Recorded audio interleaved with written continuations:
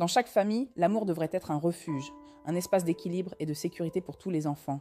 Pourtant, dans certaines maisons, l'amour ne se distribue pas toujours de manière égale. On y trouve souvent l'enfant chéri. L'enfant chéri, constamment protégé, peut grandir avec une certaine dépendance et développer une forme de paresse émotionnelle.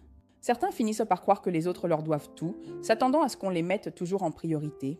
Dans des contextes difficiles, cela devient le signe d'une famille toxique où les rôles sont figés et les blessures durables. Placé sur un piédestal, cet enfant reçoit plus d'indulgence, mais porte aussi une pression énorme, celle de rester parfait. Derrière les compliments peut se cacher une grande anxiété et un manque cruel d'autonomie face à la réalité extérieure.